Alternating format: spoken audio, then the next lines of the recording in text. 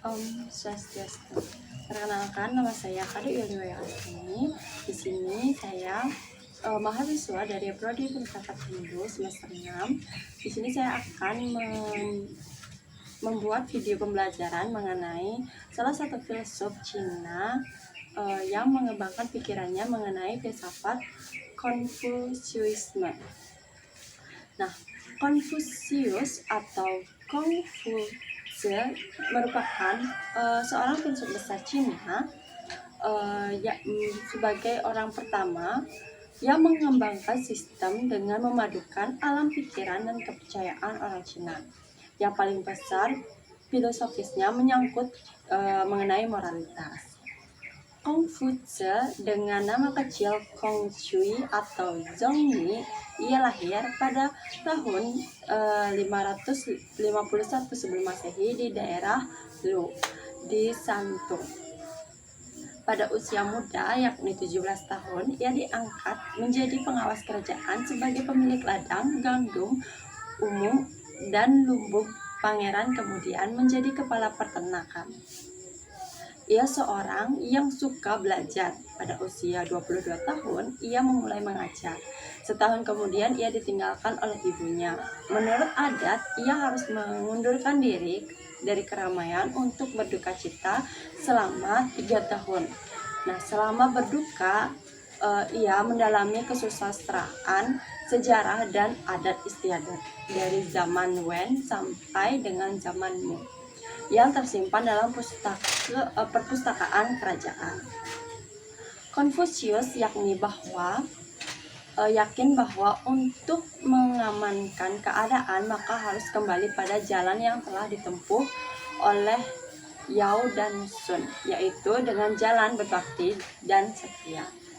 Ia belajar lagi dari semua buku-buku yang ada tentang agama, adat, sastra, sejarah, musik, dan lain-lain. Kemudian semuanya itu digubah dan disadur sehingga terbentuk sebuah pedoman hidup bangsa Cina. Setelah habis masa duka citanya, ia mengunjungi loyang yang dibangun oleh Pangeran Zhou. Ia mulai lagi mengajar kepada murid-muridnya tentang sejarah, kesusastraan, perihal upacara, musik, syair, dan terus mencatat segala hal yang berarti dan diketahuinya. Dalam tulisan yang berjudul The Book of Story, The Spring and Autumn, Annals, The Book of Right, dan The Book of the Song. Konfusius wafat dalam usia 72 tahun pada tahun 479 sebelum Masehi.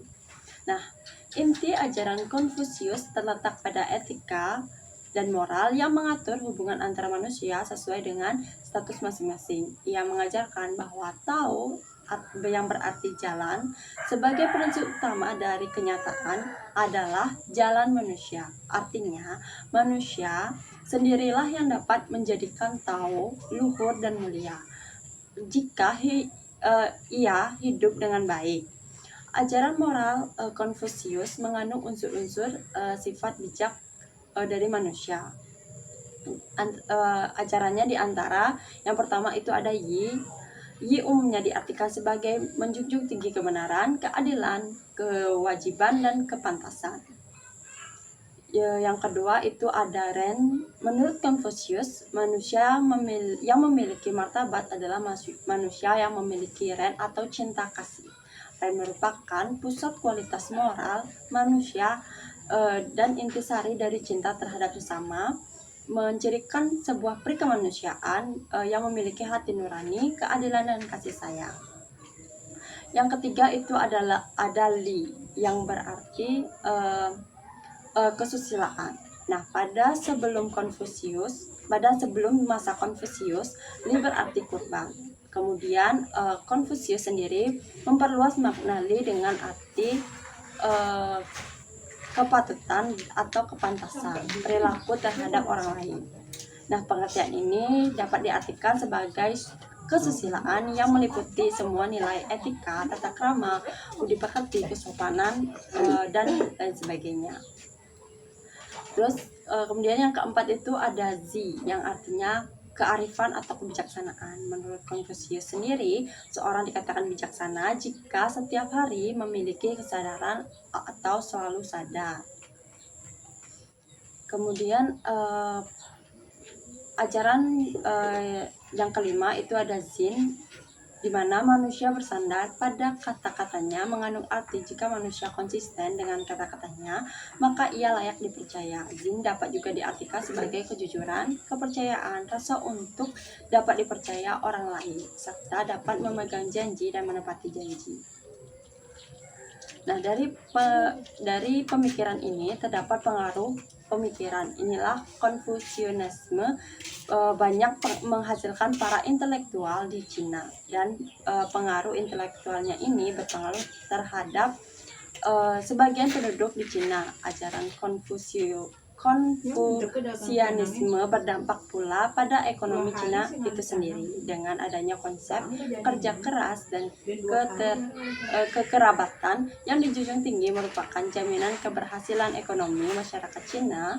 Faktor kecintaan terhadap negara induk menjadi sebuah motivasi besar bagi mereka untuk berusaha seoptimal mungkin agar mampu memberikan kontribusi bagi negaranya. Sekalipun mereka hidup di negara lain tanpa disadari, hal tersebut disebabkan adanya tradisi kultural yang tidak lain merupakan ajaran dari Konfusius ini yang lekat dengan kehidupan orang Cina, sehingga kebiasaan tersebut menjadi faktor pendorong upaya pencerahan bagi kehidupan yang jauh lebih baik.